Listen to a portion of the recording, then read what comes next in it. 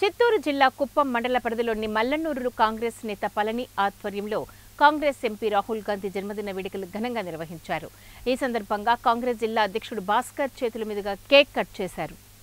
ఈ సందర్భంగా భాస్కర్ మాట్లాడుతూ రాహుల్ గాంధీ ప్రధాని అవడం ఖాయమని ఆయన ధీమా వ్యక్తం చేశారు. కార్యక్రమంలో కాంగ్రెస్ నేతలు తదితరులు పాల్గొన్నారు.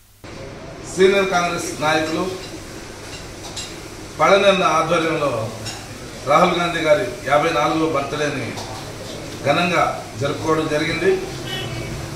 ఈ సందర్భంగా కుప్పం నియోజకవర్గ కాంగ్రెస్ పార్టీ నాయకులందరూ కూడా హాజరవడం, అందులో ఈ మల్లానూరు గ్రామంలో గంగ జాతర కూడా కావడం, ఆ గంగమ్మ తల్లి ఆశీర్వాదాలు కూడా మన రాహుల్ గాంధీ గారికి ఆయనకి ఆయురారోగ్యాలు మెండుగా ఉండాలని ఆ గంగమ్మ తల్లిని కూడా మేమందరూ కూడా ప్రార్థిస్తూ ఉన్నాం.